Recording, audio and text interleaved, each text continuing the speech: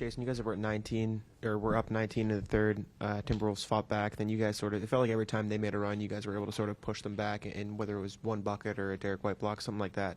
How much do you enjoy those sort of, the challenge of holding them off as they are trying to make the comeback?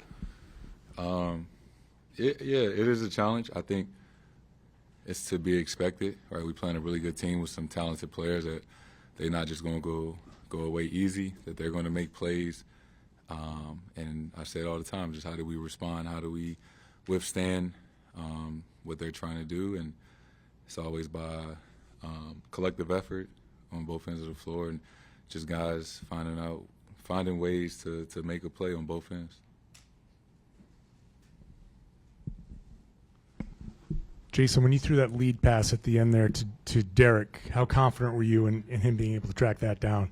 I don't know. For some reason, I thought he was just so much further ahead than Ant.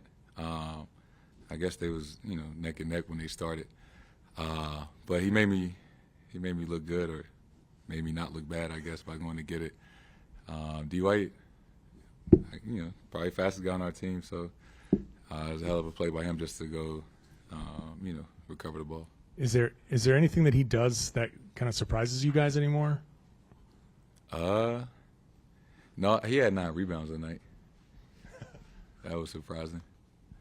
But no, D. White's a hell of a player. Big part of our success, and he just always does the little things and does the big things as well. He has big shots, big plays, gets blocks, and we wouldn't be who we are without him. Jayson, what's it like for you going up against Ant? There was obviously that game last year. They showed some of the stuff he said in the starting 5 there when you guys were kind of going back and forth in that game. So a little something extra going up against him, and what's kind of that relationship like going up against him on the court? Yeah. We had 2 good games against each other last year, and obviously spent the summer with each other in the Olympics. I love Ant. He hell of a player, hell of a competitor. He talks a lot, and he had a lot to say this summer about, the games we played against him last year, and getting excited to play against us this year. You enjoy playing against the other best players in the league. It's always fun and competitive. Did you realize what he said until the documentary came out? Was that kind of a surprise to you when you saw it? No, I saw it. And, we was talking a lot of shit to each other during the summer. I got a pretty good record against Minnesota in my career. That was the one time they beat us so far. But it's fun. They're a really good team. They well coached. They got some talent over there. So I'm certain for the near future, the games against those guys will be, really fun ones.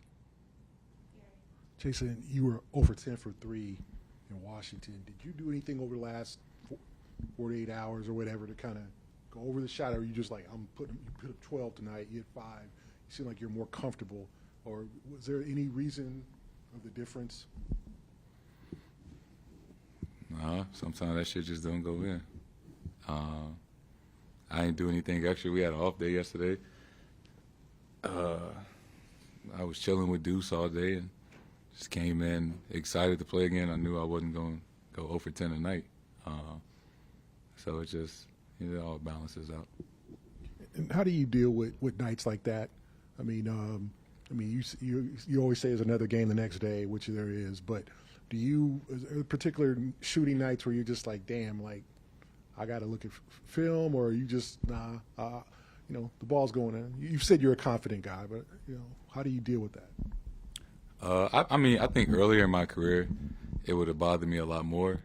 But you understand there's so much more basketball to be played, so many games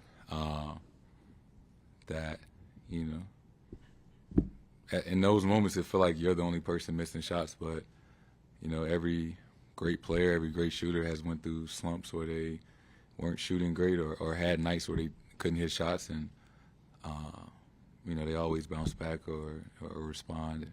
And I think just having moments like that throughout my career, or tougher shooting nights, have become easier to deal with or live with, as I've gotten older.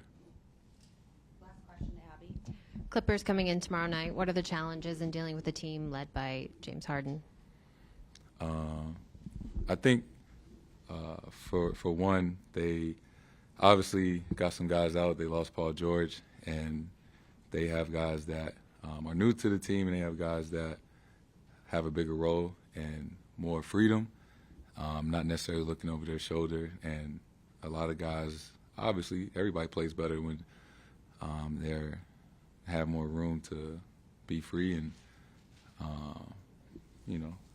learn things and like that. And obviously, they still got James Harden, who is one of the best players of all time. So, on any given night, he can go off, or obviously he leads their team in assists.